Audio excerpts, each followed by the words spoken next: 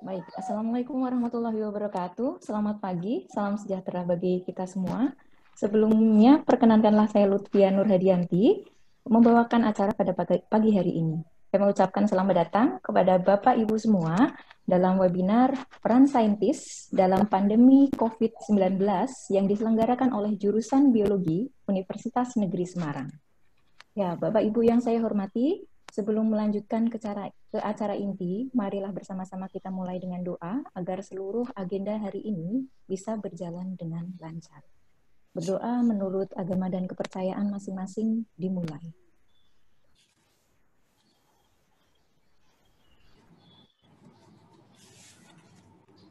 Amin. Ya.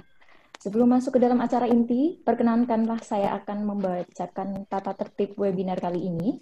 Yang pertama, kegiatan webinar akan berlangsung selama 1 jam 35 menit. Demi kelancaran acara, mikrofon dan video peserta akan di-mute oleh host. Kemudian pertanyaan dari peserta nantinya dapat disampaikan melalui tautan pertanyaan yang akan kami bagikan melalui kolom chat. Jadi nantinya silakan Bapak Ibu mengecek kolom chat untuk mengajukan pertanyaan. Tautan review dan evaluasi pelaksanaan akan dibagikan melalui kolom chat pula pada 30 menit sebelum kegiatan berakhir. Mohon untuk diisi secara lengkap. Kemudian sertifikat atau link sertifikat akan segera kami bagikan begitu acara ini selesai. Kemudian apabila kesulitan mengakses aplikasi Zoom, Bapak Ibu diperkenankan untuk mengakses live streaming pada YouTube jurusan Biologi Universitas Negeri Semarang. Kemudian panitia berhak menonaktifkan peserta jika melanggar tata tertib. Kemudian sebagai info tambahan, nantinya di akhir acara akan kami adakan sesi foto bersama. Sesi foto bersama dilakukan dengan cara mengaktifkan video semua peserta, kemudian dari panitia akan mengambil gambar semua peserta webinar kali ini. Jadi di akhir acara, begitu kami instruksikan, mohon Bapak Ibu untuk mengaktifkan semua video agar bisa tampil di layar kami. Selanjutnya, acara webinar ini akan berlangsung dengan susunan acara berikut. Yang pertama akan ada sambutan dan pembukaan oleh Bapak Dekan FMIPA. Kemudian acara kedua, paparan narasumber. Kemudian yang ketiga, diskusi dan tanya jawab. Dan yang terakhir adalah penutupan. Baik, selanjutnya acara webinar kali ini akan dibuka oleh Bapak Dekan FMIPA Universitas Negeri Semarang, Bapak Dr. Sugianto MSI. Oleh karena itu, waktu kami berikan kepada Bapak Dekan untuk menyampaikan sambutan sekaligus membuka acara. Baik, monggo Bapak Dekan. Terima kasih, Bu Lutfi. Assalamualaikum warahmatullahi wabarakatuh. Waalaikumsalam warahmatullahi wabarakatuh. Salam sejahtera untuk kita semua. Yang terhormat Bapak Ibu Wakil Dekan dan Ketua Jurusan di lingkungan FMIPA yang berkesempatan hadir. Yang terhormat pada narasumber Profesor Dr. DRH Susanti MP dari jurusan Biologi FMIPA UNES. Yang terhormat narasumber Ibu Dr. Nugrahaningsih WHMKes, juga dari jurusan Biologi FMIPA UNES.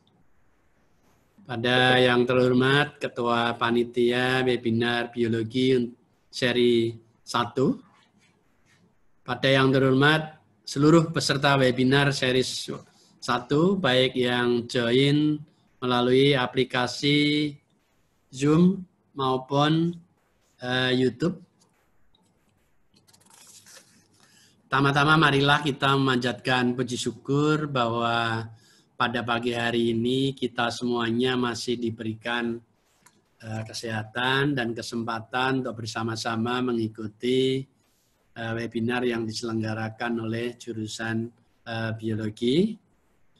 Kedua, kami atas nama pimpinan fakultas mengucapkan terima kasih kepada Bapak Ibu seluruh peserta webinar atas kehadiran dan partisipasinya.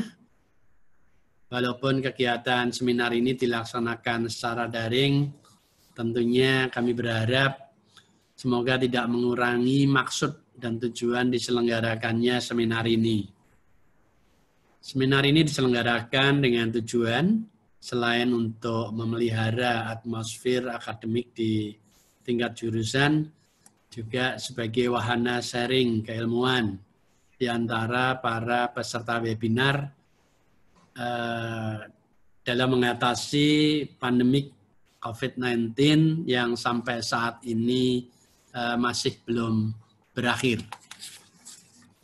Bapak Ibu peserta webinar yang saya hormati, pada hari ini jurusan Biologi Fakultas MIPA dan Ilmu Pengetahuan Alam UNES menyelenggarakan webinar series 1 dengan tema Peran Saintis dalam Pandemi COVID-19. Pandemi COVID-19 saat ini menjadi ketidakpastian baru atau new disruption, sehingga kita perlu mengenali, mengatasi, dan mencegahnya agar ketidakpastian ini segera berakhir. Disinilah sains semestinya menjadi ujung tombak untuk membongkar ketidakpastian tersebut. Bagaimana sains dan masyarakat sains atau saintis bidang kesehatan khususnya bisa berperan dalam menghadapi pandemi COVID-19 ini. Tentunya para saintis ini diharapkan dapat mengoptimalkan sains untuk menemukan solusi pandemi COVID-19 ini. Ketika saintis sukses membongkar struktur virus COVID-19 ini, itu artinya kita telah mengenali karakter dari virus tersebut. Dengan memahami karakter virus, tentunya diharapkan akan diperoleh bagaimana cara mengatasi infeksi virus, serta bagaimana menemukan penangkalnya yang kita sebut vaksin, yang sampai saat ini masih belum ditemukan jenis vaksin dari COVID-19 tersebut. Ini tentunya merupakan tantangan bagi para peneliti dan saintis di bidang kesehatan atau kedokteran untuk berkolaborasi dan berinovasi dalam menemukan vaksin COVID-19 ini. Sedangkan para saintis yang tidak menjangkau laboratorium tentunya juga diharapkan berperan sebagai penyambung informasi kepada masyarakat. Informasi sains ini juga harus sampai ke masyarakat agar masyarakat memperoleh informasi yang benar dan akurat. Masyarakat perlu mendapatkan edukasi yang cukup untuk pencegahan pandemi COVID-19 ini. Lebih-lebih pada masa adaptasi tatanan baru ini atau new normal pandemi COVID-19 ini, ya, diperlukan adanya skenario optimasi yang harus dilakukan oleh dunia sains dalam rangka untuk menundukkan COVID-19 ini. Bapak Ibu yang saya hormati, kiranya jelas ya bahwa atau tepat sekali bahwa peran saintis sangatlah penting untuk menangani wabah COVID-19 ini.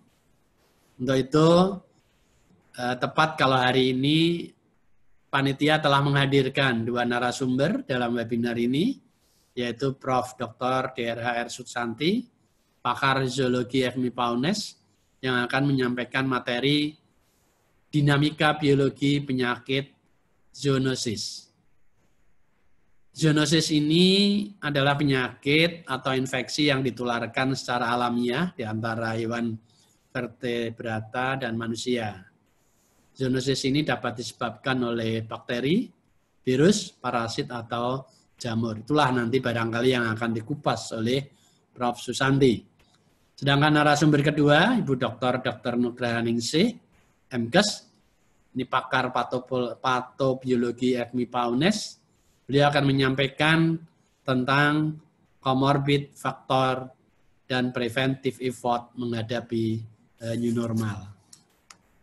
Atas nama pimpinan fakultas menyampaikan terima kasih kepada kedua narasumber atas kesediaannya untuk berbagi ilmunya dan diskusi bersama seluruh peserta webinar ini. Semoga bermanfaat untuk memberikan pemahaman tentang pandemi COVID-19 ini dan pencegahannya pada masa adaptasi tatanan baru atau new normal ini. Ucapan terima kasih juga disampaikan kepada seluruh panitia penyelenggara yang telah bekerja keras sehingga dapat menghadirkan peserta yang jumlahnya cukup banyak. Menurut Prof. Ali ada 1.500 barangkali, yang hadir sudah 99 ya, baik yang lewat Zoom maupun lewat YouTube. Dan sekali lagi kami ucapkan terima kasih kepada seluruh peserta yang telah mengikuti acara ini, mudah-mudahan bermanfaat. Akhirnya marilah Bapak Ibu dan seluruh peserta webinar, untuk kelancaran webinar ini kita buka bersama-sama dengan membaca basmalah. Bismillahirrahmanirrahim. Selamat mengikuti webinar biologi seri 1. Demikian kurang lebihnya, mohon dimaafkan. Assalamualaikum warahmatullahi wabarakatuh.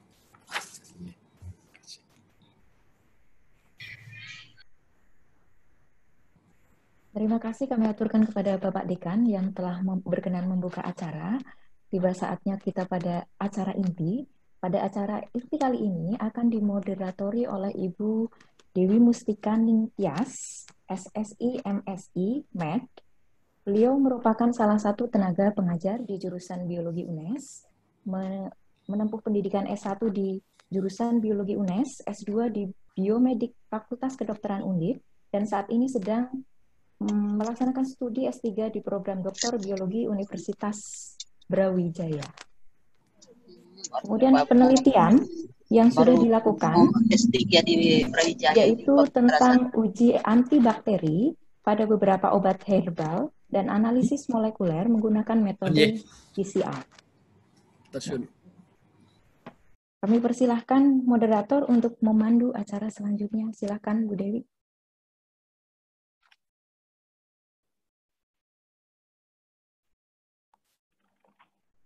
Baik, terima kasih. Terima kasih Mbak Lucia. Bismillahirrahmanirrahim. Assalamualaikum warahmatullahi wabarakatuh. Alhamdulillahirrahmanirrahim. Puji syukur kehadirat Tuhan Yang Maha Esa karena kita masih diberikan kesempatan, kesehatan untuk bertemu dalam kegiatan webinar dari jurusan Biologi FMIPA Universitas Negeri Semarang.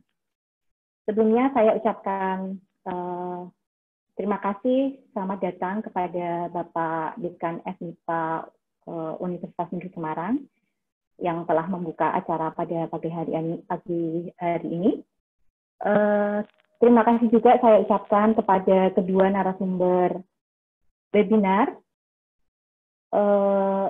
Profesor Dr. Hewan R. Susanti MP dan Ibu Dr. Nugraha Ningsih MKes.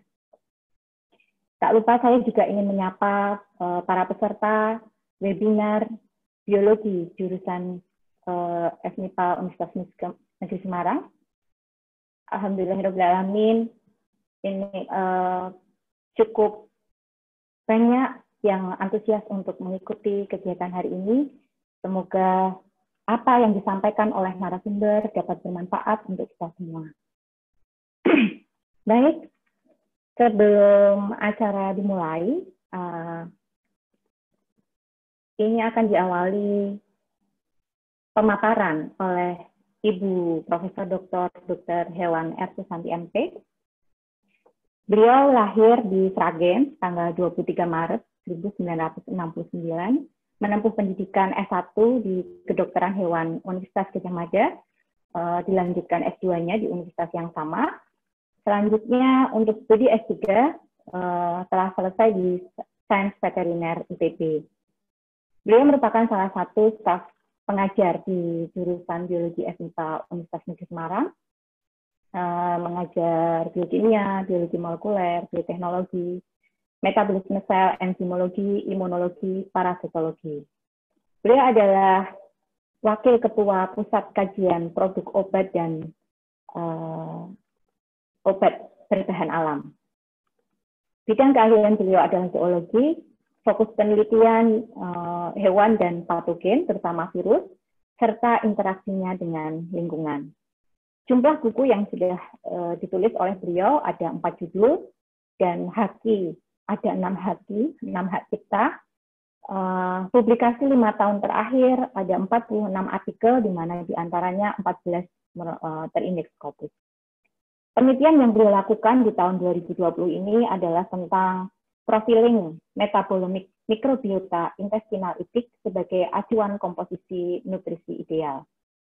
Selain itu juga melakukan studi tentang imunitas potensi mikrobiota intestinal sebagai sumber probiotik herbal untuk unggas. Baik, selamat datang Profesor Susanti. Ya. Terima kasih. Ya, selamat datang ya, Prof. Ini sangat menarik. Prof. Susanti ini kebetulan waktu S3 juga melakukan penelitian tentang SARS ya. Waktu itu baru booming wabah flu burung, Prof. Ya, betul. Ya, pastinya sudah bukan hal yang asing lagi bagi beliau ketika menghadapi adanya wabah pandemi COVID-19 pada tahun ini. Semoga apa yang akan disampaikan oleh Prof. Susanti ini bisa menjadikan wacana buat kita semua. Monggo, untuk waktunya kami silahkan kepada Prof. Susanti. Terima kasih kepada Ibu Dewi Mustika Ningtyas atas waktu yang diberikan. Baik, Bapak dan Ibu semua, langsung saja saya akan menyampaikan sedikit materi tentang dinamika biologi penyakit zoonosis. Jadi penyakit zoonosis ini adalah penyakit yang ditularkan dari manusia ke hewan ataupun sebaliknya dari hewan ke manusia. Sebenarnya dua istilah ini dulunya itu dibedakan, jadi anthropozoonosis dan zooanthroponosis. Tetapi karena sering tertukar-tukar antara dua istilah ini, akhirnya pada tahun 1967 diputuskan semua penyakit yang menular dari hewan ke manusia atau sebaliknya itu disebut dengan zoonosis. Penyakit zoonosis kalau dilihat dari penyebabnya ada yang disebabkan karena bakteri, bisa dilihat di tabel, karena virus, dan karena parasit. Ya, jadi selain antara penularan antara hewan dan manusia, itu ada penularan juga dari manusia ke manusia. Seperti yang sekarang terjadi, pandemi COVID ini adalah penularan dari manusia ke manusia. Nah, ini adalah contoh siklus hidup yang menggambarkan penularan penyakit dari manusia ke hewan, dari hewan ke manusia, maupun dari manusia ke manusia. Kita lihat dulu yang pada dengue, demam berdarah. Ya, jadi sebenarnya kalau dilihat dari penyebabnya adalah virus yang menginfeksi manusia. Tetapi penularan dari manusia ke manusia itu dilakukan melalui vektor nyamuk Aedes aegypti. Jadi dari manusia ke nyamuk, kemudian dari nyamuk ke manusia, itu siklusnya. Kemudian untuk malaria bagaimana? Jadi kalau malaria itu dari manusia ke nyamuk, dari nyamuk ke manusia lagi. Tapi bedanya, kalau pada nyamuk, itu dia berperan, nyamuknya berperan sebagai host pest intermediate. Host pest intermediate itu adalah host pest di mana pada host pest ini, mikroorganisme, yaitu Plasmodium ini, dia mengalami siklus aseksual. Kemudian nanti dari nyamuk akan menular lagi ke manusia. Nah, kalau pada kasus virus corona, transmisinya bagaimana? Karena ini virusnya, khususnya untuk COVID ini adalah virusnya baru, dari host pest reservoir ini menular pada host pest intermediate, yang meskipun saat ini masih kontroversi sebenarnya host pest intermediate-nya itu apa, tetapi yang jelas akhirnya menular ke manusia. Kemudian dari manusia inilah terjadi penularan yang begitu mudahnya ke manusia yang lain. Nah, dilihat dari bagaimana dia ditransmisikan, ada penyakit zoonosis yang kontak langsung. Jadi kalau misalnya rabies, ya kalau kita digigit oleh hewan yang mengidap rabies seperti anjing misalnya. Antraks juga sama, avian influenza juga kontak langsung. Kemudian ada yang tidak kontak langsung, itu melalui objek yang terkontaminasi seperti leptospirosis, toxoplasmosis, itu melalui kalau leptospirosis melalui urin dari tikus. Tikus ini berperan sebagai host pest reservoir dari leptospira. Kemudian toxoplasmosis ini adalah menularnya melalui feses hewan yang terinfeksi toxoplasma. Kemudian melalui udara, yaitu penyakit measles dan fever. Kemudian melalui makanan atau minuman dari E. coli, kemudian Trichinella, Taenia, kemudian bovine tuberculosis. Kemudian melalui vektor, ada dengue, ada malaria, ada West Nile. Nah, ini adalah beberapa istilah yang menggambarkan atau mendefinisikan tentang apa itu host pest, reservoir, host pest intermediate, dan vektor. Saya kira sudah saya sebutkan tadi, jadi saya lewati saja. Nah, berikutnya ini adalah reservoir atau host pest reservoir atau natural host pest. Jadi reservoir ini bisa menularkan langsung kepada host pest atau tidak. Ya, jadi tidak aktif begitu ya. Jadi bisa menularkan langsung ke host pest-nya atau tidak, atau melalui host pest intermediate atau melalui host pest perantara. Biasanya host pest reservoir ini tidak menunjukkan morbiditas atau mortalitas yang tinggi, bahkan kadang-kadang asimptomatik. Jadi tidak menunjukkan gejala, tidak sakit, dan tidak mematikan. Nah, kebanyakan, bisa dilihat di tabelnya, kebanyakan host pest reservoir ini adalah hewan liar. Jadi ada kelelawar, ada primata, ada rodentia, dan seterusnya. Nah, kapan sebenarnya ada penyakit zoonosis? Penyakit zoonosis itu selalu ada dan akan terus ada selama ada interaksi antara manusia, hewan, dan lingkungan. Karena agen penyakit ini ada di sekitar kita. Jadi ada bakteri, virus, parasit itu ada di sekitar kita. Karena kita memang tidak hidup di dalam inkubator. Jadi kita hidup di dalam lingkungan yang ada 3 aspek. Tetapi tubuh manusia atau tubuh kita atau tubuh hewan itu sudah dibekali dengan sistem imun yang nanti akan mengatasi jika ada antigen yang masuk ke dalam tubuh host pest. Tetapi di sisi lain, mikroorganisme penyebab penyakit terutama itu juga mempunyai mekanisme dan strategi untuk tetap survive. Jadi bagaimana dia akan mempertahankan keberadaannya. Ya, jadi kalau dia ditantang untuk pindah ke host pest yang baru, dia harus beradaptasi. Nah, bentuk-bentuk adaptasi inilah yang akan berbeda-beda tergantung pada masing-masing virus atau mikroorganisme. Nah, mengapa zoonosis bisa terjadi? Karena memang ada interaksi antara manusia, hewan, dan lingkungan. Nah, ini adalah menggambarkan beberapa penyakit yang melibatkan antara manusia dan hewan. Jadi hewan di sini ada kita pisahkan antara hewan liar dan hewan peliharaan. Interaksi antara manusia dengan hewan liar itu ada beberapa penyakit yang melibatkan keduanya. Jadi ada Lyme disease, ada monkeypox, ada hantavirus, Ebola, dan SARS. Ada juga yang penyakit zoonosis yang ditularkan dari hewan peliharaan. Jadi ada E. coli, ada bovine spongiform, cowpox, dan lain-lain. Tetapi ada juga penyakit yang melibatkan ketiganya.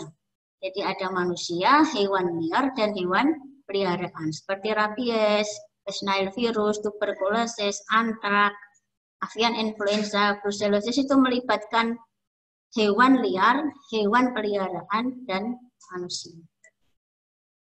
Nah, kalau kita lihat kontribusi penyakit zoonosis pada kesehatan manusia itu memberi sumbangan yang cukup besar, yaitu 60% dari semua penyakit infeksi pada manusia dan 75% dari semua penyakit infeksi yang baru, emerging ya, jadi penyakit infeksi yang baru seperti SARS-CoV-2 sekarang ini atau COVID-19 ini adalah penyakit infeksi yang baru, artinya tidak ada, sekarang menjadi ada.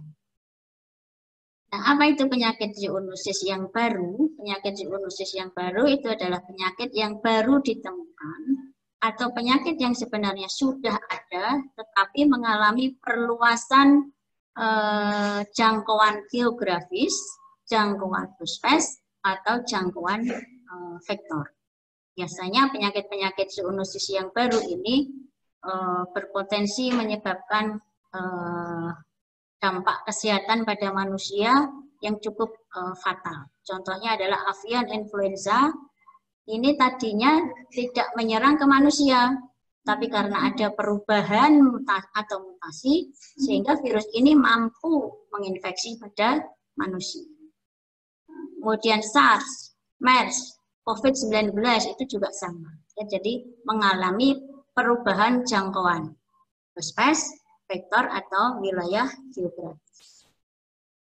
Kalau kita lihat perkembangan penyakit-penyakit zoonosis yang baru, bisa dilihat pada gambar ini. Pada bagian bawah itu semuanya menunjukkan infeksi penyakit influenza. Influenza itu menyebabkan pandemi sejak tahun 1918 sampai sekarang.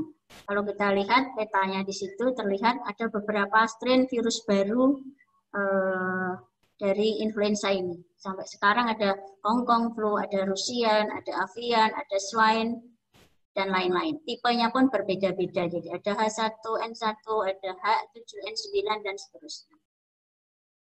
Kemudian yang di bagian atas, ini ada beberapa virus yang juga menyebabkan yang baru, infeksi baru. Ada West Nile virus, ada Ebola, HIV, Hendra, Nipah, SARS, kemudian MERS, dan yang terakhir ini adalah COVID-19. Nah, ini adalah beberapa faktor sebenarnya, apa sih sebenarnya yang menyebabkan penyakit zoonosis ini muncul lagi, atau memunculkan penyakit zoonosis yang baru.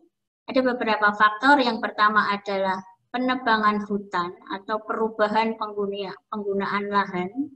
Seperti contohnya pada penyakit Ebola.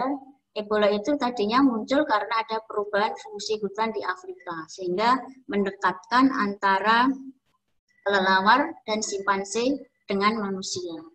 Kemudian ada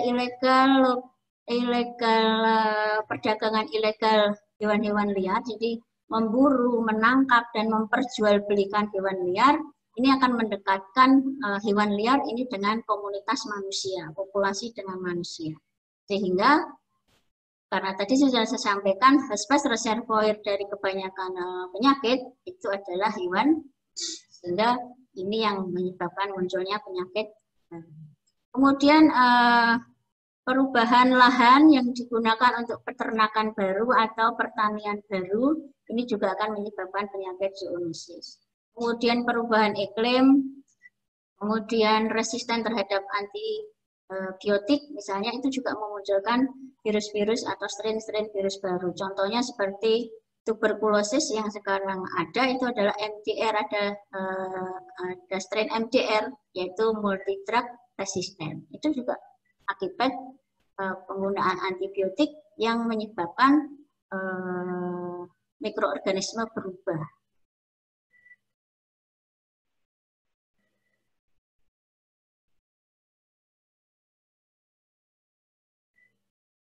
Nah, ini adalah gambaran beberapa artikel yang menggambarkan bagaimana besarnya dampak perubahan iklim ini terhadap semua ekosistem pada hewan, manusia, maupun lingkungan. Sehingga ini tidak bisa kita sepelekan, karena perubahan lingkungan ini akan mengubah semua pola manusia, hewan, maupun tumbuhan, karena kita dibekali kemampuan untuk beradaptasi. Sebenarnya mikroorganisme kalau ada tantangan perubahan lingkungan, mutasinya atau perubahannya itu karena dia dipaksa oleh keadaan. Jadi kalau lingkungan berubah, mau tidak mau dia harus eksis. Karena eksis itulah dia harus berubah. Dia harus dipaksa mau pindah ke spesies yang baru. Sehingga mau tidak mau dia akan berubah. Dan perubahan ini adalah bagian dari adaptasi si mikroorganisme. Kemudian kita lihat profil bagaimana transmisi virus itu dari host spesies naturalnya, reservoirnya sampai ke manusia. Biasanya dari host spesies reservoirnya itu tanpa ada gejala, kemudian berpindah pada host spesies transmisi, biasanya menunjukkan gejala yang ringan-ringan saja atau moderat. Nah, ketika pindah ke manusia, ini baru menyebabkan dampak penyakit yang serius.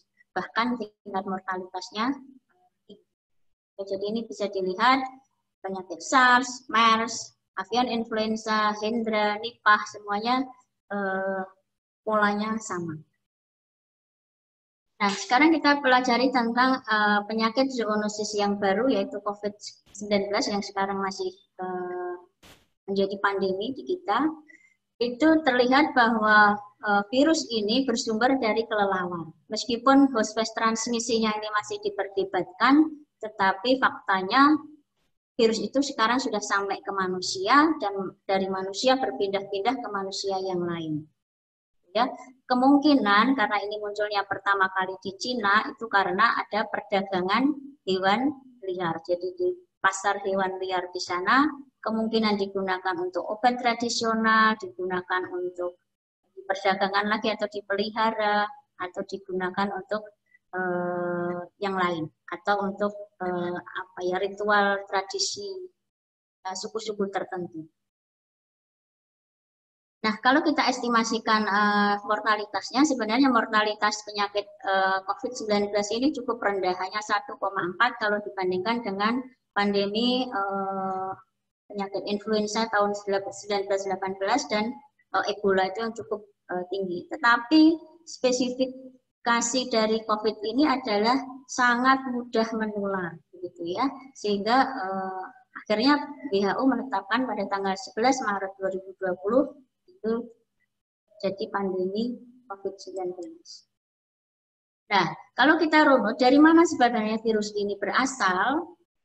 Ini kita lihat tadi kemampuan patogen untuk jumping atau untuk melompat dari host spesies reservoir ke host spesies barunya itu dipicu oleh perdagangan hewan liar, kerusakan habitat, atau perubahan iklim. Jadi penggunaan hewan liar ini bisa digunakan untuk obat-obatan, untuk makanan, konsumsi makanan, atau untuk dipelihara. Padahal pada tubuh hewan liar itu yang sebagian besar merupakan reservoir, dia banyak mempunyai mikroorganisme yang bagi tubuh hewan reservoir ini tidak menimbulkan gejala sama sekali, tidak menyebabkan sakit, tetapi kalau dia dipindahkan kepada hewan lain atau manusia, itu bisa menyebabkan penyakit.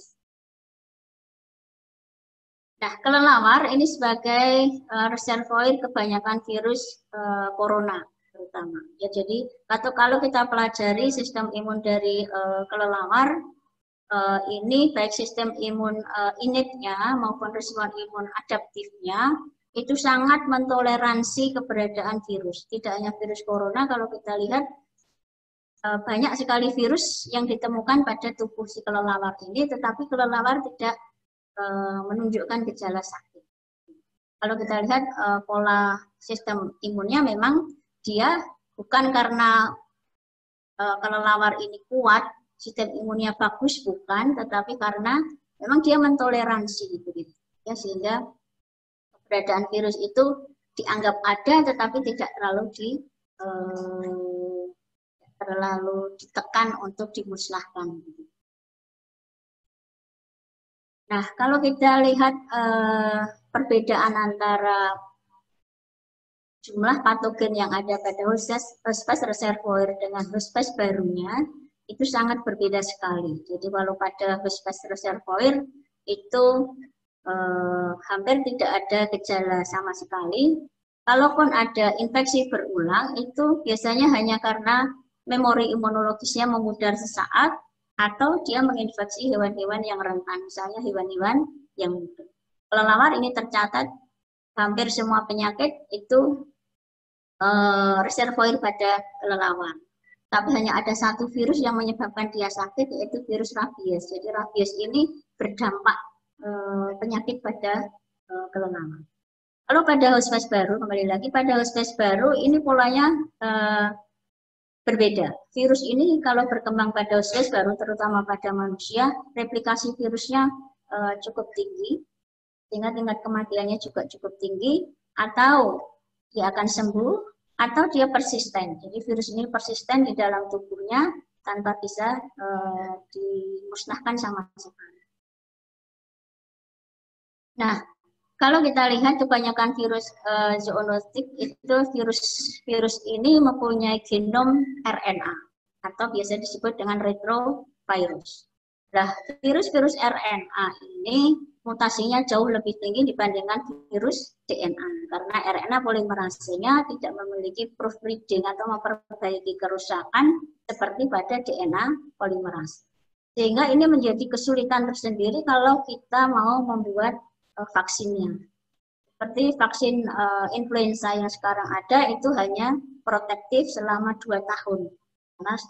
Karena virus itu selalu mengalami mutasi. Kemudian beberapa gen virus RNA yang penting untuk replikasi dan mutasi itu dipertahankan. Jadi meskipun dia mengalami mutasinya bisa secara acak, tetapi kalau dia ditekan, itu bagian yang ditekan itulah dia akan mengalami mutasi lebih tinggi. Tapi kalau bagian-bagian gen-gen yang menjadi untuk keberlangsungan hidup bagi si virus ini dia akan pertahankan. Terus terlebih. Nah, sekarang kita pelajari tentang virus SARS-CoV-2 atau SARS-CoV-2.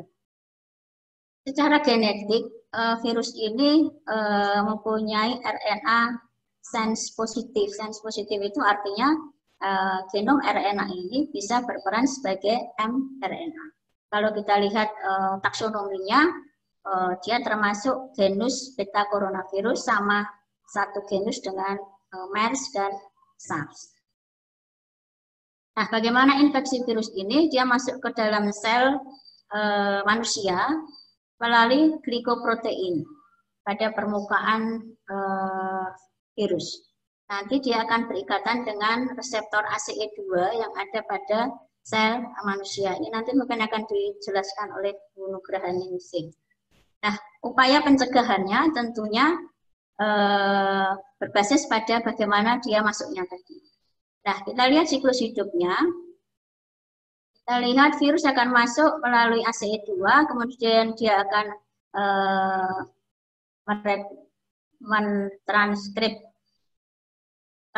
mentranslasi RNA-nya menjadi protein-protein yang nanti akan digunakan untuk mereplikasi semua genomnya, kemudian nanti akan direplikasi dan sebagian akan di-packing menjadi genom RNA, virus yang baru, sehingga nanti virus-virus barunya akan bading keluar dari sel, siap menginfeksi virus-virus sel-sel yang lain. Nah, ACE2 ini terdapat pada kapiler pada paru, pada sel endotel, dan pada epitel ginjal. Nah, kita lihat struktur genom dari SARS-CoV-2 ini, tadi sudah saya sampaikan, sense-nya adalah positif, panjangnya sekitar 29.000 sekian atau 30.000 nukleotida, menyandi 29 protein, dipisah menjadi 2, yaitu protein-protein non-struktural, dikode oleh ORF1A dan ORF1B, kemudian struktural protein atau pembentuk protein struktur virus, yaitu yang membentuk envelope, membran, nukleokapsid, dan spike. Kita lihat ini adalah filogenetiknya. Virus-virus SARS-CoV-2 ini satu rumpun dengan beta coronavirus yang lain, dan kalau kita lihat dia posisinya berdekatan dengan SARS-CoV-2 yang ada pada kelelawar. Nah, Secara genotip juga terlihat bahwa virus-virus yang sekarang beredar itu ada clade S, clade D, dan clade V.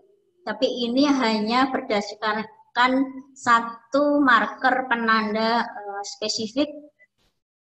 Misalnya clade S itu pada ORF dan ORFL-nya itu pada asam amino ke-84 itu mengalami mutasi dari lisin menjadi S itu serin gitu ya. Tetapi kemarin sempat terdengar berita bahwa genom virus SARS-CoV-2 yang di Indonesia ini kok bukan masuk clade S, G maupun V. Nah, sebenarnya dia masuk kemana?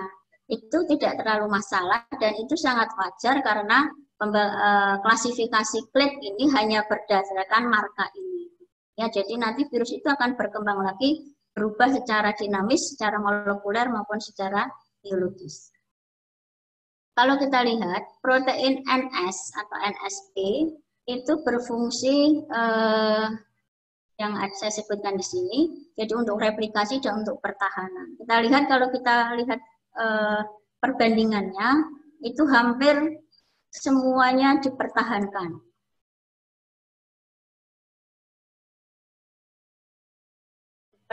Jadi persamaannya masih 90% ke atas semua. Artinya ini adalah krusial bagi virus ini. Tapi berbeda dengan genom protein struktural, terutama protein spike, ini hanya sama dengan protein spike pada strain kelelawar, itu hanya kesamaan 80%. Sehingga itulah yang menyebabkan virus ini mampu beradaptasi pada sel manusia.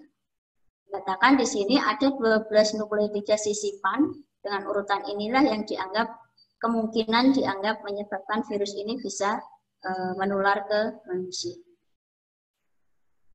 Nah, dinamika penyakit infeksi zoonosis akan selalu terjadi karena masing-masing akan mempertahankan eksistensinya, begitu ya, sehingga mikroorganisme akan selalu memiliki strategi untuk tetap survive. Jadi semakin patogen suatu organisme, semakin lengkap dan semakin banyak strateginya untuk menghindari respon imun spesifik. Semakin tertantang akibat perubahan lingkungan, respon imun, antibiotik, itu akan semakin tinggi tingkat mutasinya. Karena mutasi itu adalah bagian dari proses adaptasi. Tapi di sisi lain, manusia sebagai host pest itu juga memiliki sistem kekebalan tubuh. Sehingga ketika terjadi infeksi atau mencegah terjadinya infeksi, pencegahan dan pengobatan itu didasarkan pada patogenisitas mikroorganisme masing-masing. Nah, pandemi COVID-19 ini telah dan masih terjadi. Sekarang apa yang harus kita lakukan? Ada dua hal, yaitu pencegahan dan pengobatan. Pencegahan bisa dilakukan dengan vaksinasi, yang sekarang ini belum ada vaksinnya.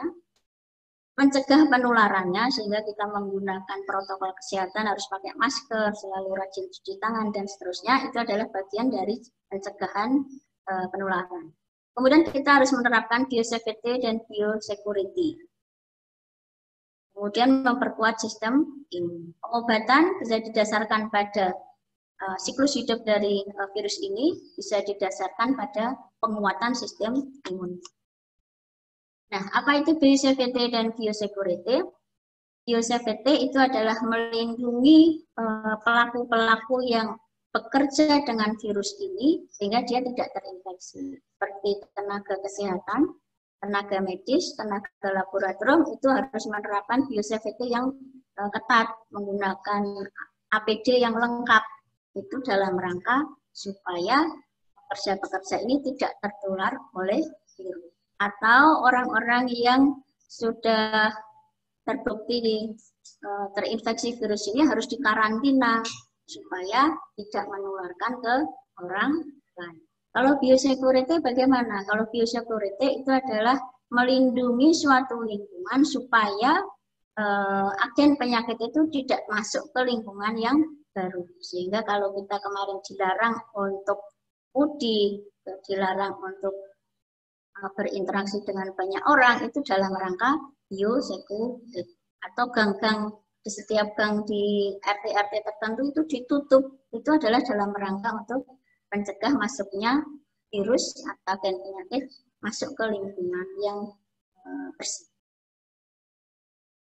Nah, solusinya apa? Solusinya adalah dengan menerapkan One Health Program, yaitu program kesehatan untuk semua, jadi untuk lingkungan, untuk hewan, dan untuk manusia, dan ini harus berjalan bersama-sama sehingga penyakit zoonosis yang sekarang sudah ada, sudah bersirkulasi di lingkungan kita, itu tingkat kejadiannya akan semakin kecil atau mencegah munculnya penyakit zoonotik yang baru. Simpulan nanti 5 menit lagi. 5 menit lagi. Ya, simpulannya apa? Jadi penyakit infeksi zoonosis itu terjadi karena ada interaksi antara agen mikroorganisme dengan host spesies. Dan dinamika interaksinya itu terjadi secara unik dan terus-menerus selama ada interaksi. Ya, sehingga kalau ada hewan liar, ya biarkan dia hidup di habitatnya. Ya. Kemudian perlunya One Health untuk manusia, untuk hewan, dan untuk lingkungan ini harus bekerja bersama-sama antara ketiga aspek ini sehingga menciptakan lingkungan yang sehat. Pencegahan munculnya penyakit zoonotik yang baru dilakukan dengan tidak mengeksploitasi hewan liar dan habitatnya, sehingga ini yang menjadi PR terbesar kita, yaitu mencegah perburuan, penangkapan, perdagangan, mengkonsumsi, kemudian menggunakannya untuk obat-obatan dari bahan-bahan hewan liar. Ini yang perlu ditangani segera. Sehingga penyakit-penyakit zoonotik yang sekarang ada itu tingkat kejadiannya bisa ditekan dan mencegah munculnya penyakit zoonotik yang saya kira itu paparan dari saya. Terima kasih kepada Bu Dewi Mustika Ningtyas.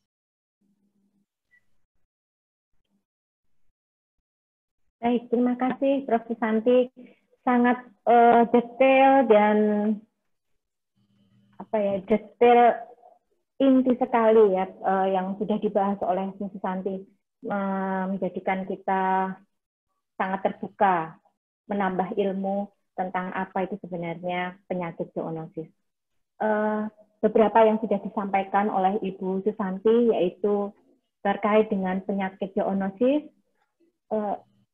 Simpulan yang bisa kita ambil pada hari ini yaitu apa sih sebenarnya penyebab munculnya zoonosis baru? Itu yang pertama adalah penebangan hutan, kemudian ada perdagangan ilegal hewan liar, perubahan iklim, dan adanya resistensi antibiotik. Kemudian bagaimana pencegahan dari penyakit zoonosis tersebut bisa dilakukan dengan vaksinasi, menerapkan protokol kesehatan, melakukan biosafety, biosecurity, dan meningkatkan sistem imun. Sangat menarik sekali yang sudah disampaikan oleh Prof. Susanti. Terima kasih.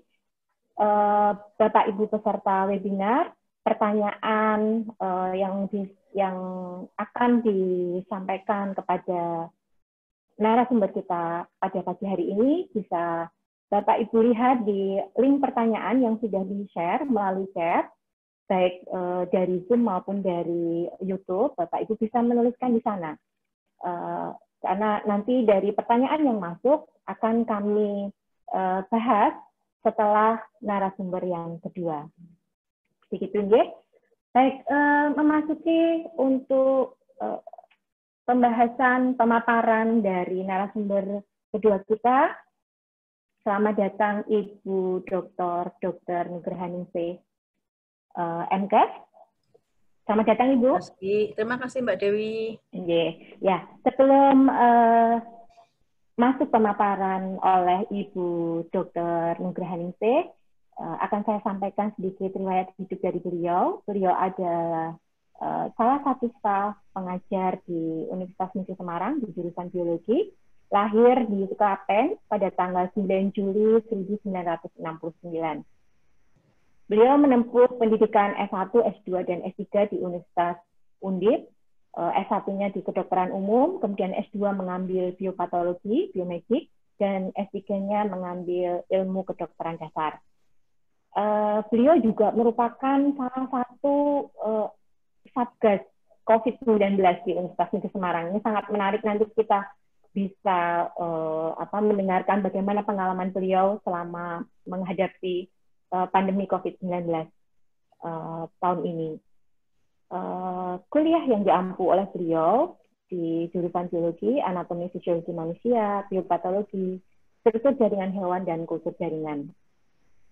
Buku yang sudah ditulis beliau berjudul Metabolit Sekunder dari Tanaman Potensi dan Produksi, mengisi pada bab 4 dengan subjudul Potensi Andrografolit dari Sambiloto sebagai anti kanker. Sudah memiliki 1 hak cipta dengan 6 publikasi pada 5 tahun terakhir ini. Penelitian yang sedang dilakukan oleh beliau adalah tentang uji farmakokinetik ekstrak daun pepaya untuk mendukung konservasi obat herbal Indonesia, dan juga efek kardiotonik karpain dari ekstrak karika papaya terhadap peningkatan tekanan darah sistolik, diastolik, dan heart rate. Sangat menarik sekali hari ini Ibu Nugrahaningsih akan menyampaikan pemaparan dengan tema comorbid factor dan preventive effort menghadapi normal. Kepada Ibu Nugrahaningsih, kami silakan. Ya. Terima kasih Mbak Dewi. Assalamualaikum warahmatullahi wabarakatuh. Mohon izin untuk share screen. Ya.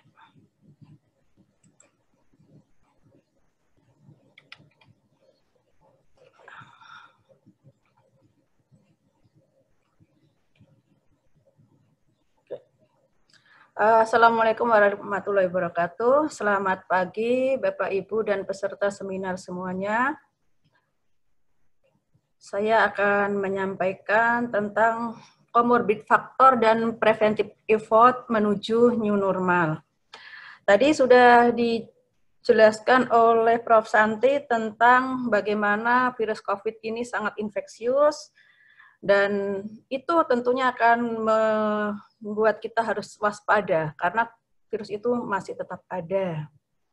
Bapak Ibu semuanya, sebelumnya saya akan sampaikan dulu apa itu definisi dari comorbid. Ini berasal dari co, itu yang berarti bersama, dan morbid atau morbidity adalah penyakit. Comorbidity adalah suatu kondisi yang ada bersama dengan penyakit utama. Jadi kalau ini comorbidity dari COVID-19, maka ini adalah penyakit yang sudah ada bersama-sama dengan adanya infeksi dari COVID-19.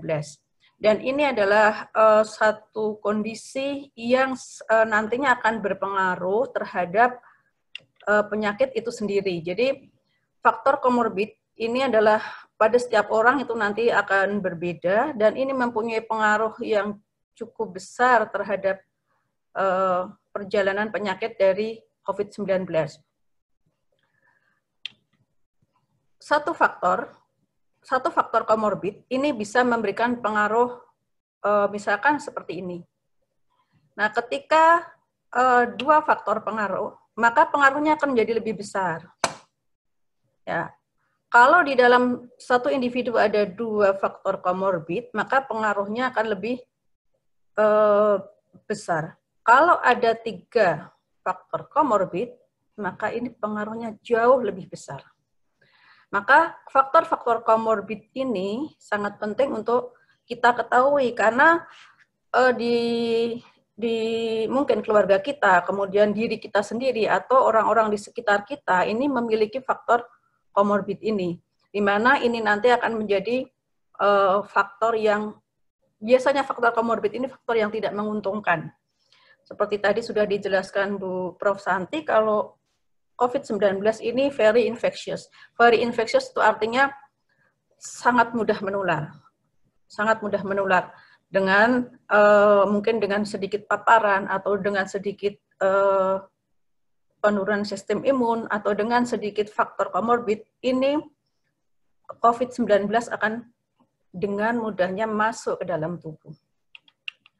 Nah, ini pengaruh dari faktor komorbid terhadap pada infeksi 19. Jadi ini adalah fatality risk. Fatality risk itu adalah risiko penyakit itu menjadi fatal akibat adanya faktor komorbid.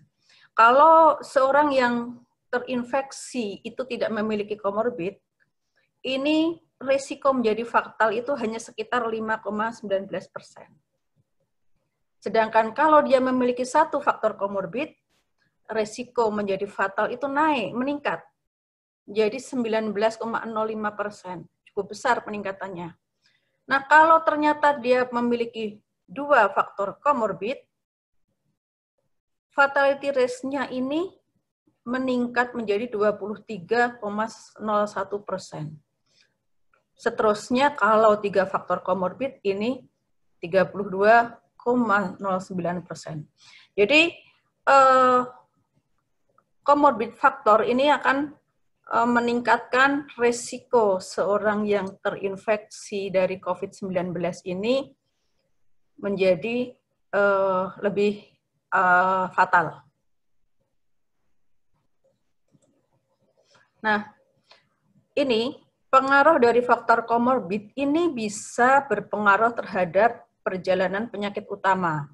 Jadi perjalanan penyakit utama itu adalah bagaimana seorang yang terinfeksi itu dari hari ke hari itu apakah menjadi lebih baik, lebih buruk, atau sama, atau ke arah kesembuhan, atau ke arah prognosis yang lebih jelek. Kemudian ini juga berpengaruh terhadap efektivitas terapi atau obat. Karena biasanya orang-orang dengan faktor komorbid ini juga mendapatkan pengobatan. Dan obat-obat itu seringkali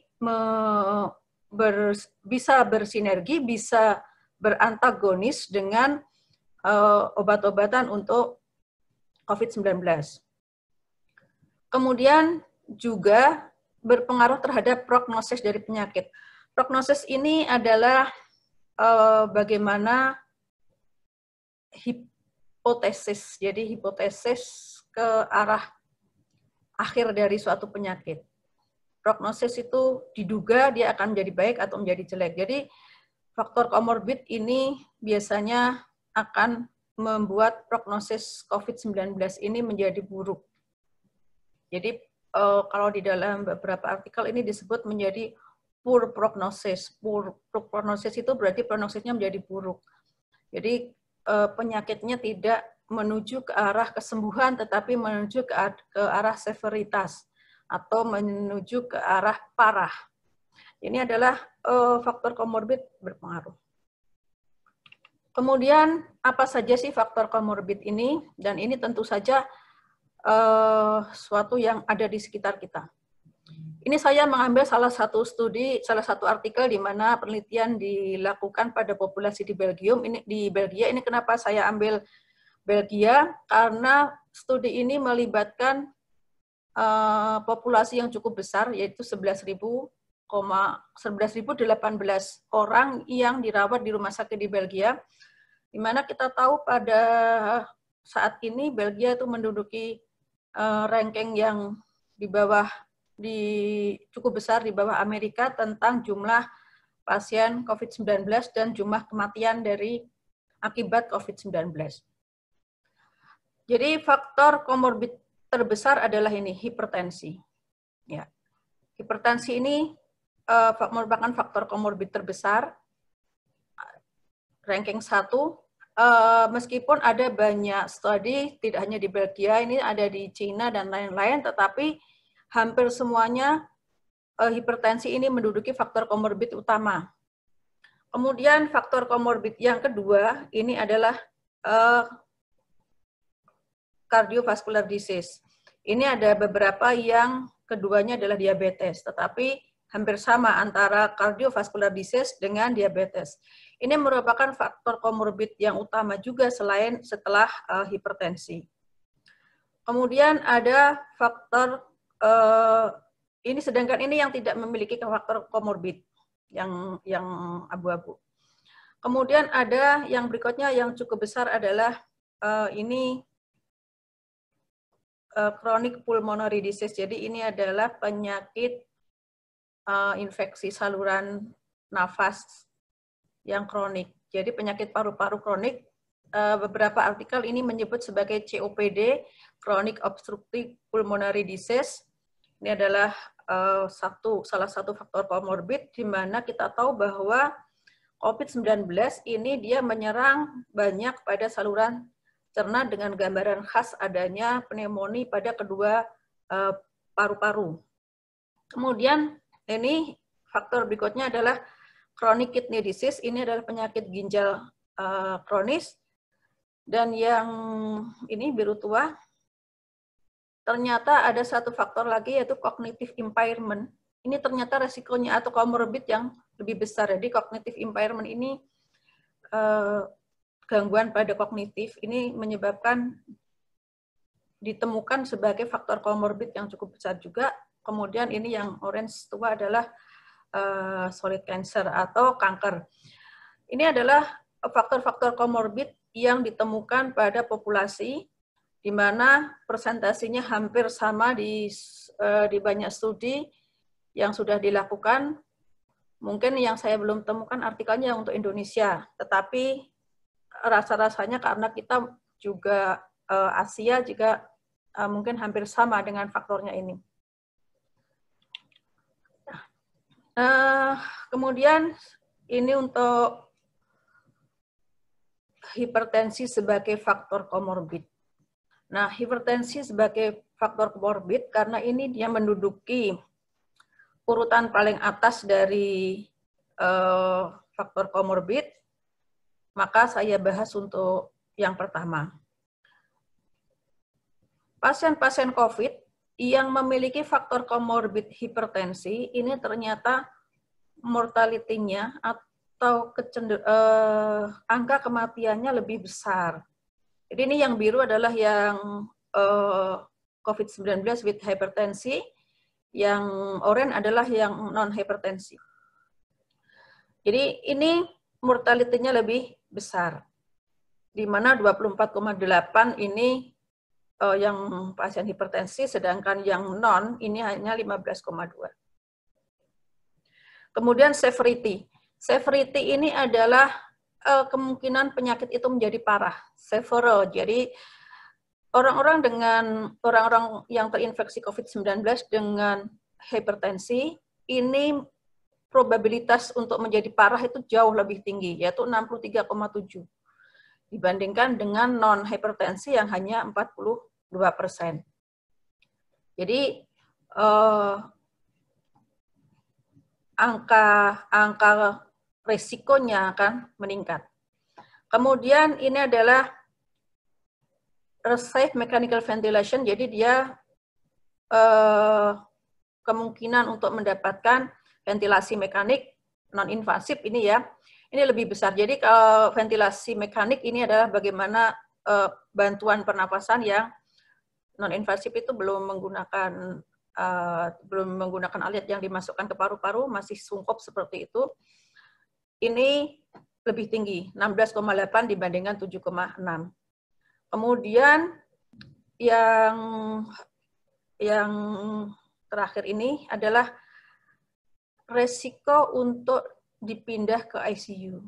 Jadi transfer to ICU ini hypertension pasien, jadi pasien dengan hipertensi ini lebih tinggi dibandingkan dengan yang tidak hipertensi.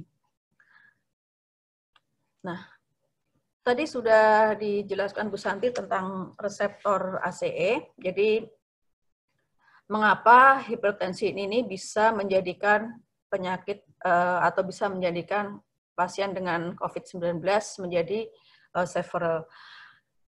Ini secara patobiologi, pada saat terjadi infeksi COVID-19 ada ketidakseimbangan sitokin, di mana ketidakseimbangan sitokin ini berkorelasi antara hipertensi dan tingkat severitas atau keparahan dari COVID-19. Pada infeksi virus, hampir semua infeksi virus sebenarnya, cuman karena karena ini tadi dikatakan Bu Santi mungkin COVID-19 ini sudah mengalami mutasi, pada reaksi radangnya, pada reaksi inflamasi dari COVID-19 akan terjadi cytokine storm atau badai sitokin. Ini adalah peningkatan jumlah sitokin yang sangat tinggi. Jadi ini ada peningkatan kadar interleukin 6, interleukin 7, granulosit sitokin makrophage colony stimulating factor, dan tumor necrosis factor. Ini adalah marker-marker untuk inflammatory proses yang jadi meningkat pada saat infeksi COVID-19. Nah, ini sitokin ini akan menyebabkan menyebabkan kerusakan pada jaringan-jaringan di dalam tubuh. Tadi sudah disebutkan ada reseptornya, yaitu ACE2, di mana ACE2 itu ada di sini, renin-angiotensin ini, ya.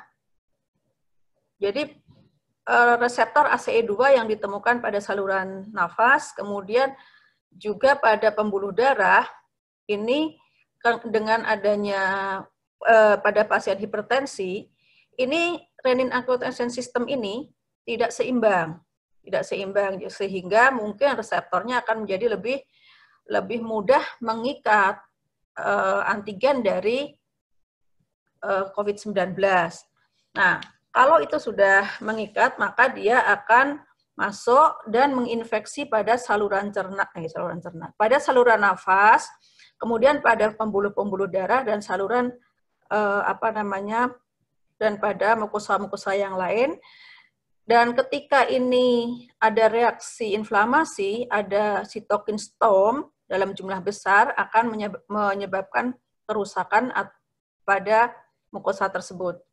Kemudian juga terjadi vasokonstriksi atau penyempitan pembuluh darah, di mana ini akan memperburuk keadaan atau kondisi paru-paru dari pasien COVID-19, dan pasien ini akan menuju kepada keadaan yang lebih buruk. Jadi kalau mukosa atau permukaan dari saluran nafas itu terinfeksi, maka salah satu reaksinya adalah terjadi hipersekresi. Hipersekresi atau sekresi dari lendir yang berlebihan.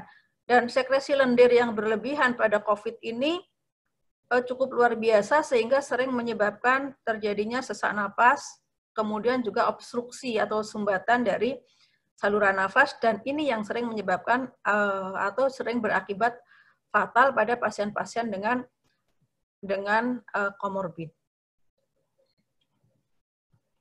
Nah, kemudian faktor yang kedua ini adalah diabetes mellitus atau DM. Ini penyakit yang sangat umum kita jumpai di negara kita, di masyarakat kita, dan ini merupakan faktor komorbid COVID-19 kedua setelah hipertensi, di mana pasien dengan diabetes ini memiliki risiko yang lebih tinggi untuk menjadi parah dan bahkan masuk ke dalam kondisi kritis. Kemudian ini mortality rate-nya atau angka kematian dari COVID-19 dengan penyerta diabetes mellitus ini juga lebih tinggi. Kita tahu orang-orang dengan diabetes ini memiliki kerentanan terhadap infeksi.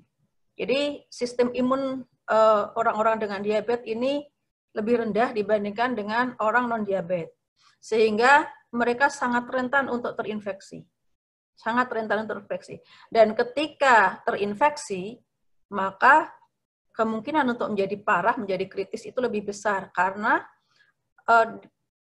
organ-organ pada penderita diabetes ini menjadi lebih tua, kalau dalam tanda petik lebih tua, karena diabetes itu menyebabkan organ-organnya lebih cepat aus begitu. Nah, ini mengapa diabetes ini dapat menyebabkan penyakit menjadi parah. Ini berbasis pada beberapa penelitian, adalah karena adanya instability glycemic. Jadi tidak stabilnya gula darah. baik itu hiperglikemi ataupun hipoglikemi. Kedua keadaan yang sering terjadi pada penderita diabetes ini akan sangat berpengaruh terhadap kondisi dari atau perjalanan penyakit dari COVID-19 pada pasien dengan diabetes. Kemudian tadi sudah saya singgung bahwa pada orang dengan diabetes itu ada imun defek atau kerusakan atau ketidaksempurnaan sistem imun. Di sini spesifik pada T-cell atau sel limfosit T, respon dari sel limfosit T yang tidak sempurna. Kemudian biasanya orang dengan diabetes itu dihubungkan dengan komorbid yang lain seperti obesity, kemudian heart and kidney disease atau penyakit jantung dan ginjal yang lain. Ini satu teori yang sudah mapan, sedangkan ada yang masih dalam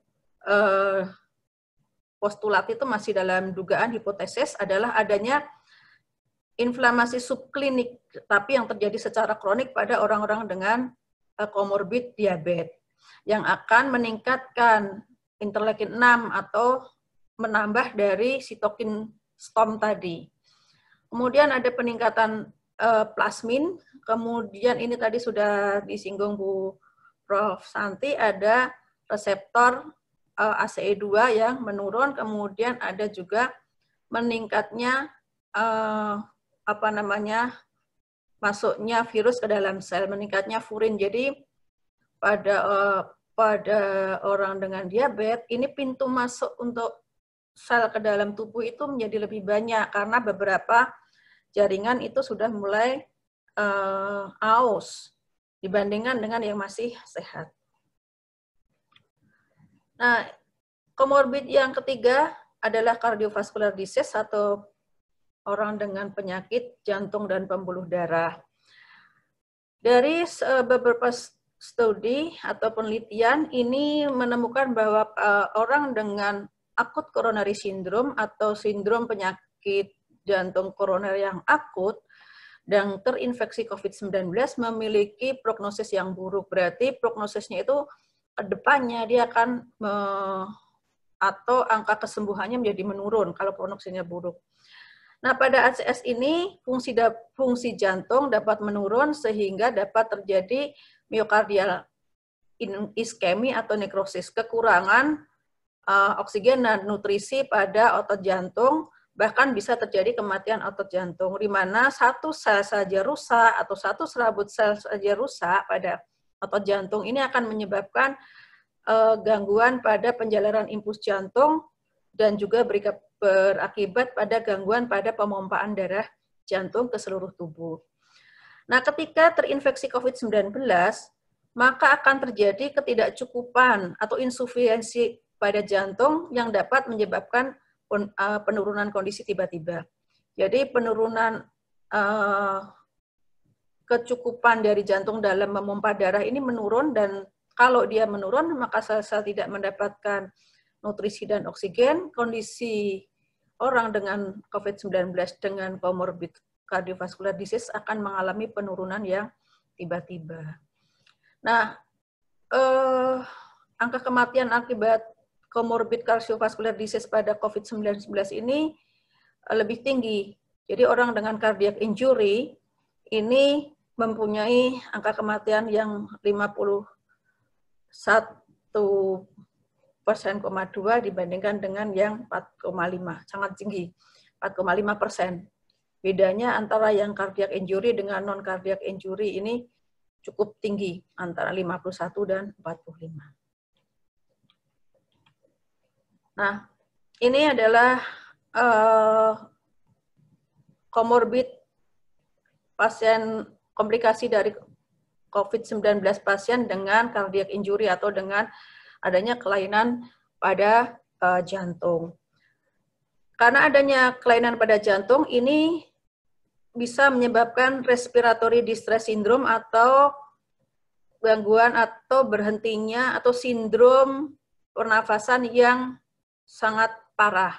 Jadi ini respiratory distress syndrome ini bisa terjadi sesak napas yang hebat atau Nah, ini ternyata with cardiac injury ini jauh angkanya, antara 58 ini yang dengan cardiac injury dan 14 ini yang tanpa cardiac injury.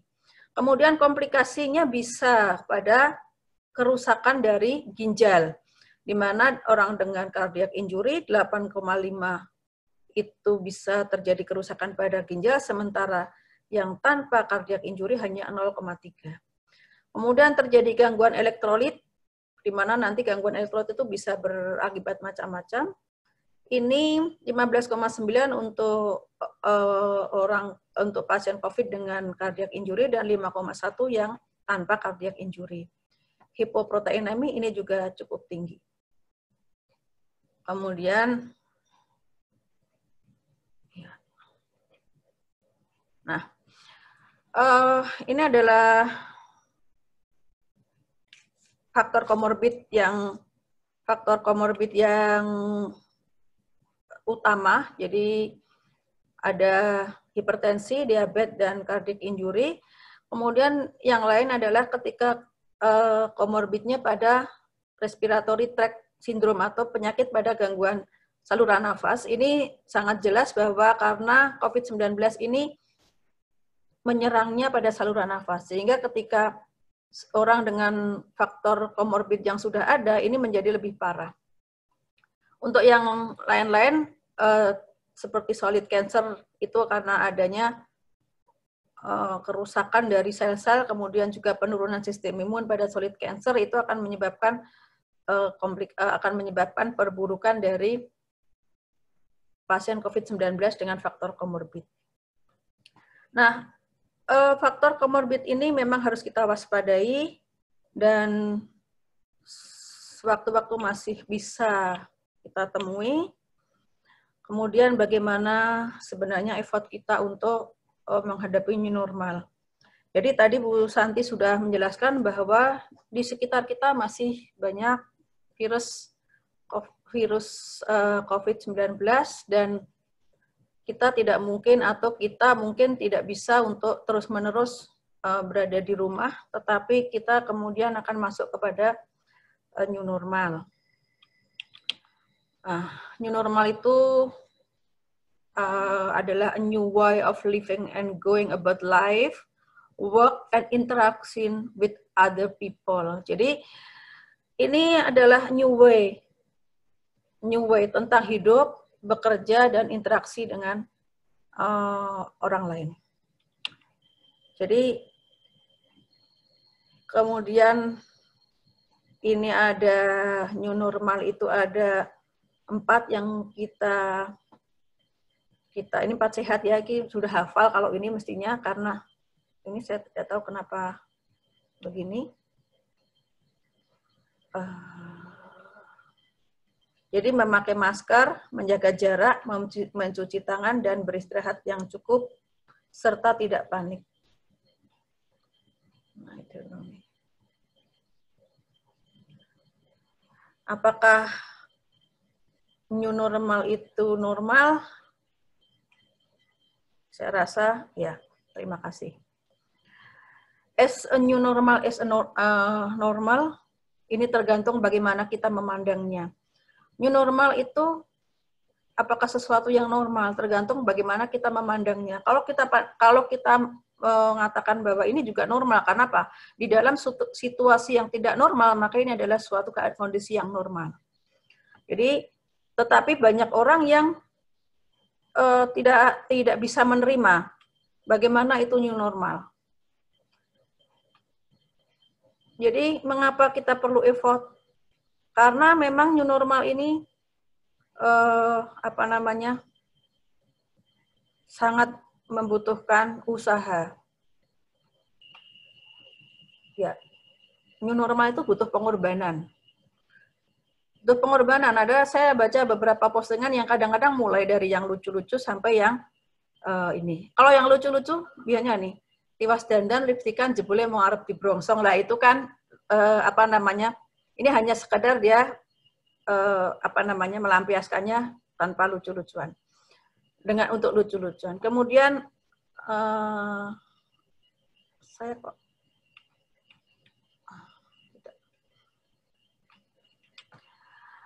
Kemudian ini butuh pengorbanan. Kenapa pengorbanan? Ini harus beli wastafel, harus beli ini lagi, harus beli masker, maskernya juga kadang-kadang tidak cukup satu. Kalau bajunya kuning, maskernya kuning, bajunya itu maskernya seperti itu. Ini adalah butuh pengorbanan sehingga membutuhkan effort. Wastafel untuk cuci tangan, untuk ini membutuhkan effort tidak hanya dari segi finansial, tetapi juga suatu kebiasaan yang yang baru, yang butuh orang itu benar-benar sadar untuk masuk ke dalam new normal atau suatu kondisi yang memang sebenarnya tidak normal. Nah, bahkan ini ada usaha-usaha untuk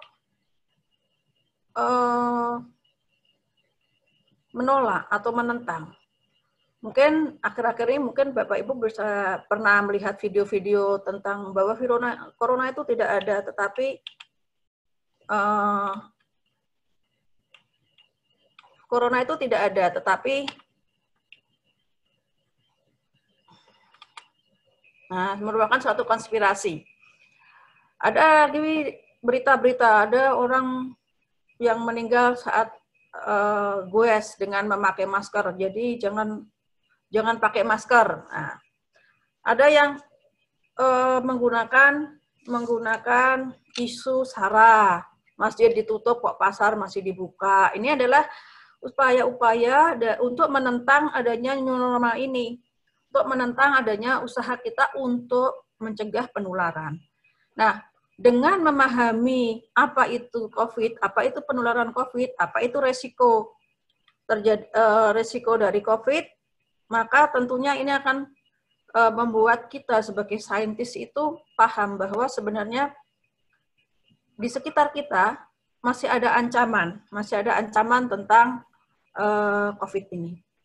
5 menit lagi, Bu. Ini sudah selesai. Jadi kemarin saya mendapatkan pesan tidak perlu berjalan mengelilingi bumi untuk percaya bahwa bumi itu bulat.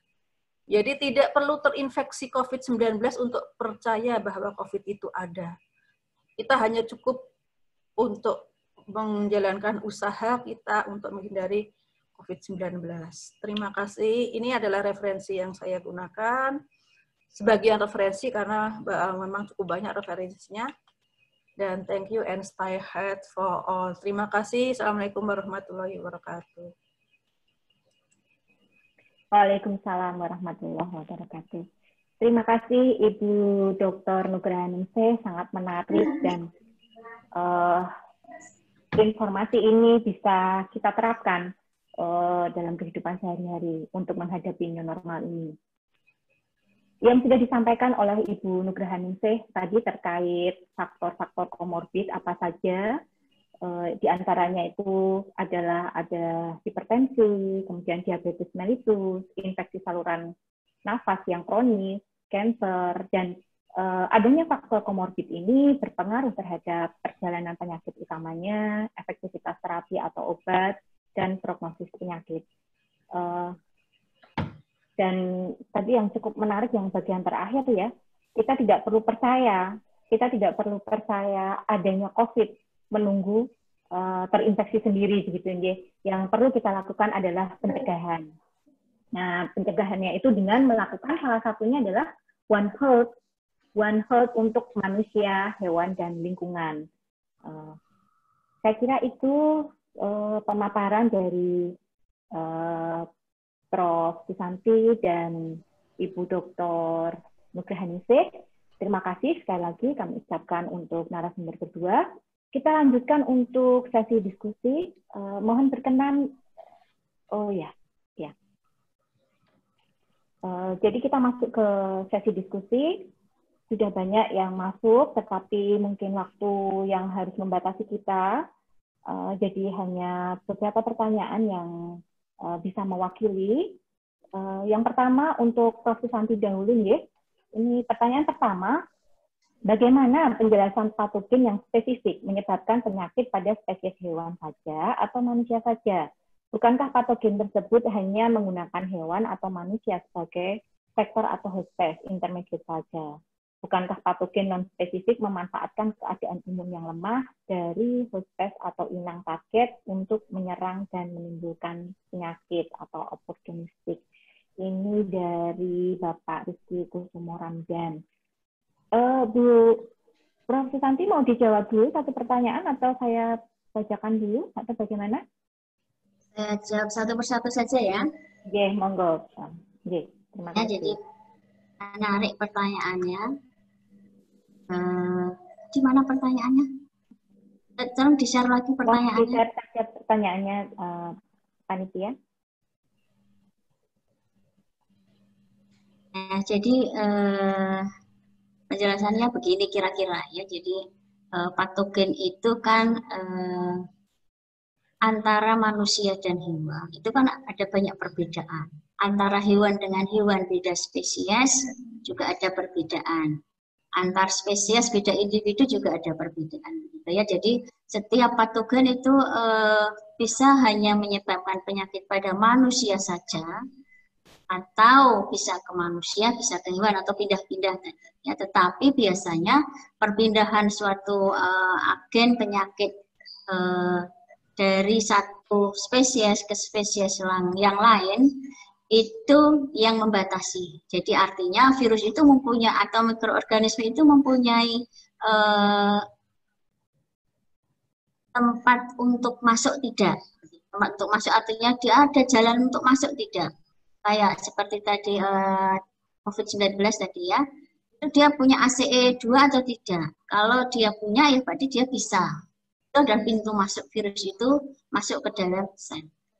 Nah, ketika itu sudah masuk ke dalam sel, kemudian lanjut lagi, apakah di dalam sel itu memungkinkan tidak dia hidup di situ. Perlu diingat juga bahwa setiap antigen yang masuk ke dalam tubuh kita atau tubuh hewan, itu pasti akan diatasi oleh sistem imun atau sistem pertahanan tubuh. Jadi sistem pertahanan tubuh itu ada 3 lapis ya. Lapis 1, lapis 2, lapis 3.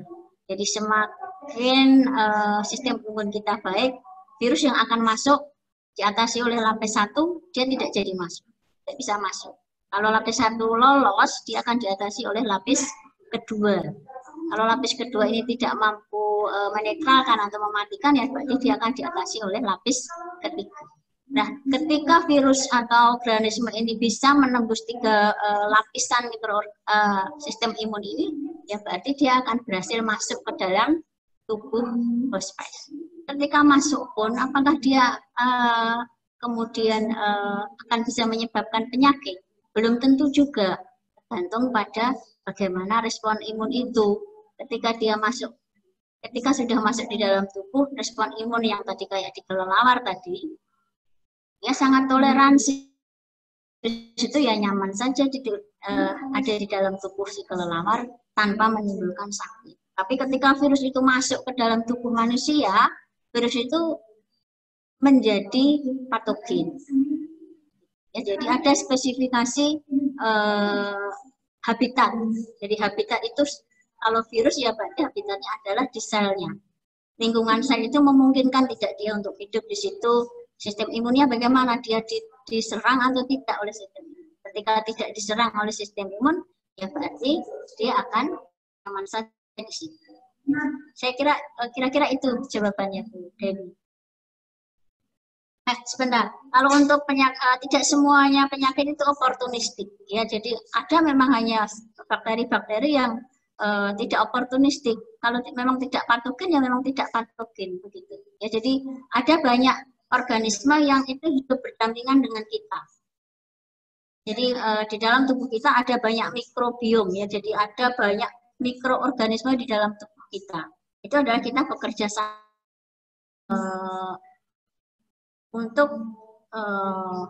metabolisme, untuk pertahanan tubuh juga, begitu ya. Sehingga kekayaan mikroorganisme yang ada di dalam tubuh kita itu adalah bagian penting dari sistem imun kita juga, begitu ya. Jadi jangan dianggap kalau semua mikroorganisme itu patogen, tidak. Jadi ada banyak patogen mikroorganisme yang bersimbiotik dengan kita.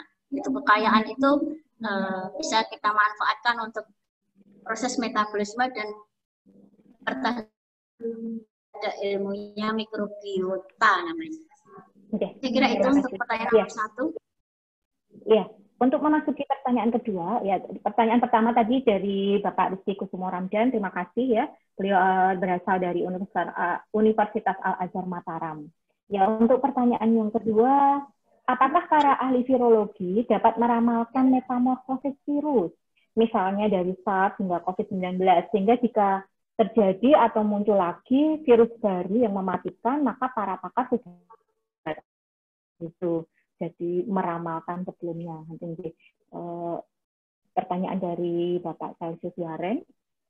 Monggo Bu Prof. Santi. Ya, terima kasih. Jadi saya kira belum ada satu pakar pun yang bisa meramalkan bagaimana perubahan virus itu. Karena virus itu sebenarnya kalau tidak dipaksa berubah, saya kira tidak berubah. Seperti yang saya sampaikan, perubahan itu karena dia harus dipaksa, harus ganti ke space, ganti ke lingkungan, atau lainnya. Gitu, atau ditantang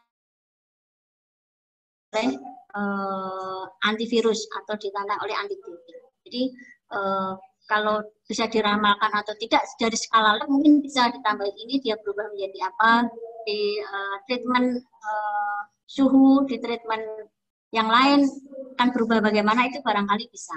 Tetapi kalau di alam saya kira tergantung pada lingkungan virus itu di mana. Tantangannya ada di mana. Kalau dia ditantang berubah, pasti dia akan berubah. Berubahnya pun kita tidak bisa meramalkan di bagian mana ya. Dari genom virus yang hanya 30 basa, 30.000 basa itu bagian mana yang akan berubah. Itu kita tidak bisa meramalkan. Tetapi secara logikanya, bagian-bagian yang dia akan memicu respon imun, dia yang biasanya akan banyak mengalami perubahan. Jadi seperti SARS-CoV-2 ini yang berubah banyak adalah dari kelelawar ke yang sekarang ada COVID ini adalah bagian spike-nya, gen yang menyandi glikoprotein spike. Itu masuk untuk bisa menginfeksi sel. Itu yang kira-kira seperti itu. Tapi kalau yang untuk berfungsi untuk replikasi atau untuk pertahanan si virus itu biasanya akan dipertahankan untuk tetap konserv. Saya kira yang bisa dilakukan adalah bukan meramalkan virus itu akan berubah menjadi apa, tetapi yang bisa kita lakukan adalah mencegah bagaimana virus itu tidak akan muncul menjadi strain-strain baru yang mematikan. Ya, jadi mencegah tidak muncul penyakit zoonotik baru itu yang bisa kita. Saya kira itu Bu Dewi. Oke, betul sekali ya, mencegah tadi di antaranya harus menjaga lingkungan mungkin ya salah satunya tadi Prof ya sudah saya sampaikan di simpulan sebelumnya. Baik, untuk pertanyaan yang terakhir untuk Prof. Susanti yaitu dari Ibu Margarita, beliau dari Politek Katolik Mangunwijaya. Seperti yang kita ketahui bersama, jika virus mudah sekali mengalami mutasi sesuai dengan keadaan lingkungan. Pertanyaannya, apabila virus COVID-19 ini mengalami mutasi, apakah vaksin akan mampu mengatasi virus tersebut? Monggo, Prof. Santi. Terima kasih, pertanyaannya bagus sekali. Jadi tadi saya sampaikan kalau virusnya itu RNA sangat mudah sekali berubah, sehingga upaya pembuatan vaksinasi memang salah satu upaya yang bisa kita lakukan. Tetapi apakah itu nanti protektif akan selamanya? Saya kira tidak. Jadi kasusnya sama seperti vaksin influenza. Vaksin influenza itu secara periodik akan diganti, karena memang mengikuti bahan si virus itu. Kalaupun nanti virus untuk SARS-CoV-2 ini akan berhasil dibuat, bisa jadi protektif untuk saat ini, tetapi untuk berikutnya nanti kalau virusnya akan mengalami mutasi, barangkali dia tidak akan efektif lagi. Tetapi lalu buat apa membuat vaksin? Itulah pentingnya kita membuat vaksin, karena apa? Kalau tidak membuat vaksin, masa kita harus berdiam diri saja, menerima virus itu, kemudian sakit, mati, kan tidak mungkin juga, begitu ya. Yang protektif secara periodik, tidak permanen, tetapi itu adalah salah satu upaya yang perlu kita lakukan. Itu satu-satunya yang bisa kita lakukan selain mengobati dan mencegah. Saya kira itu Bu Dewi. Betul sekali, Prof. Jadi memang pentingnya kita selalu melakukan penelitian, dari masa ke masa, tahun ke tahun itu memang dalam rangka untuk selalu mengupdate vaksin dalam rangka mencegah penyebaran atau infeksi yang disebabkan oleh virus. Baik, terima kasih atas jawaban yang sudah disampaikan oleh Prof. Susanti. Saya juga mengucapkan terima kasih kepada para penanya. Mohon maaf jika tidak semua pertanyaan bisa kami sampaikan di sini. Nanti mungkin ada forum yang lain yang nanti bisa menjawab pertanyaan-pertanyaan yang diberikan oleh peserta. Masuk ke pertanyaan untuk Ibu Dr. Nugrahaningsih.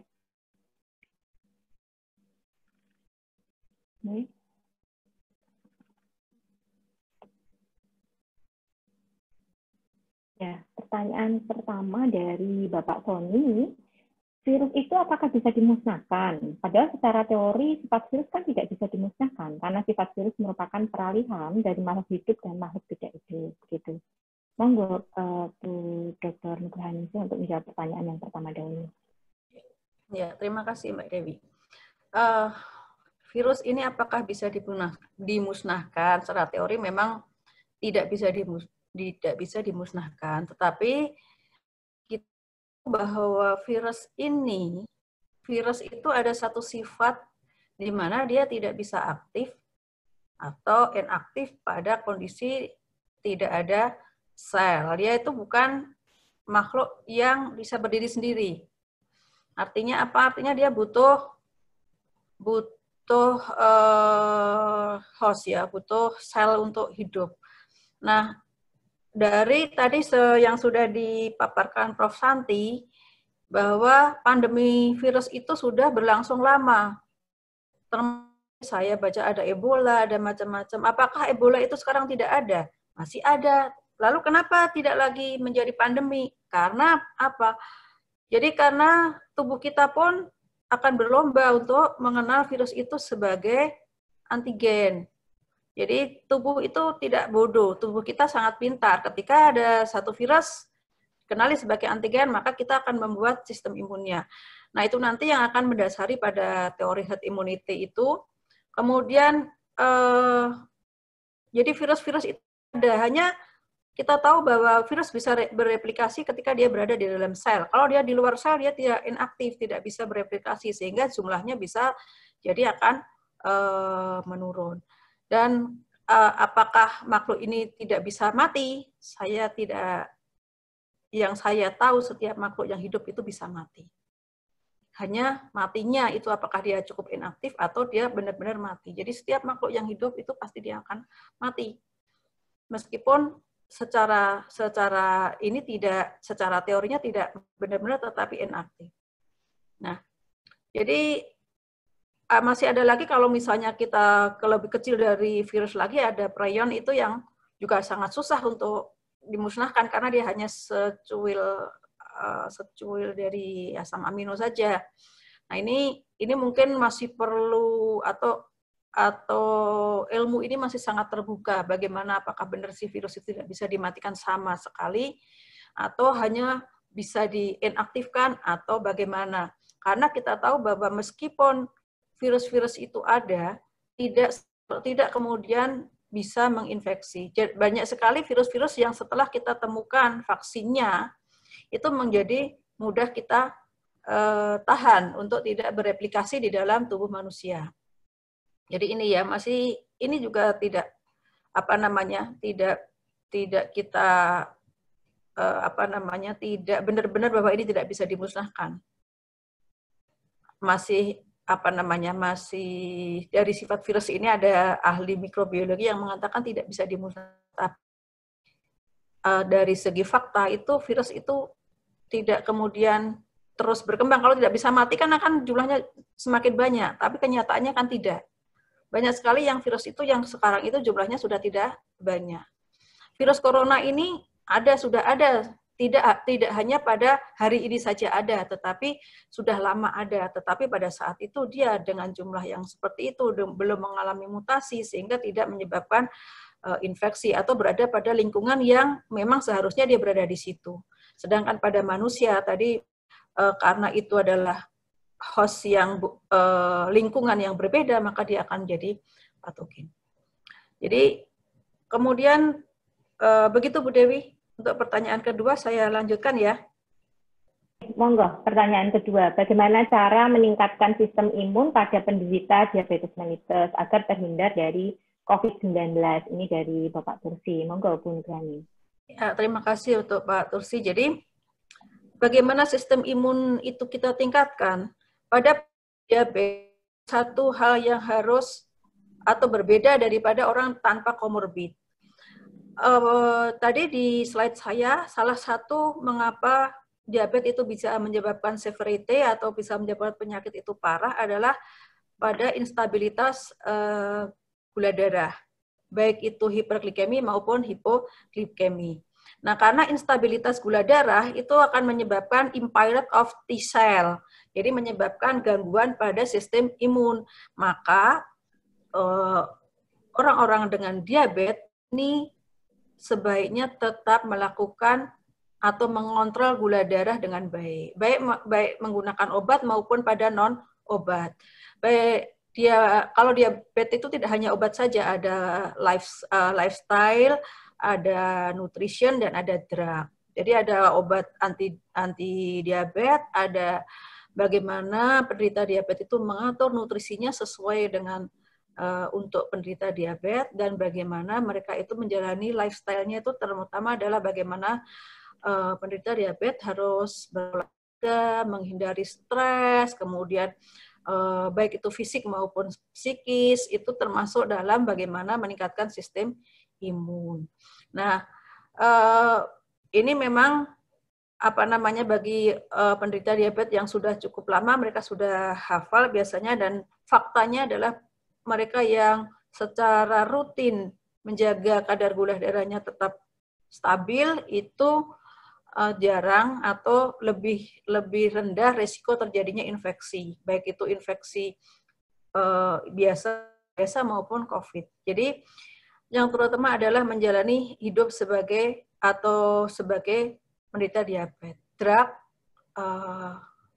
drug, olahraga, dan nutrisi. Oke, terima kasih Bu Nugrani. Untuk pertanyaan yang ketiga mungkin bisa dijawab secara ringkas. Ya, ini karena sama, pernyataan ketiga itu sama, keseimbangan sitokin terjadi karena adanya tadi ACE enzim, itu gangguan pada ACE enzim sehingga terjadi inflamasi, jadi keseimbangan sitokin terjadi karena reaksi inflamasi. Jadi masuknya COVID ini baru menyebabkan ketidakseimbangan sitokin. Jadi kalau penderita hipertensi, tetap dia menjaga tekanan darah supaya tetap normal dengan tadi hampir sama dengan diabetes, hanya yang berbeda pada obat-obatnya berbeda. Begitu. Iya, terima kasih Bu Nugrani atas jawaban yang disampaikan.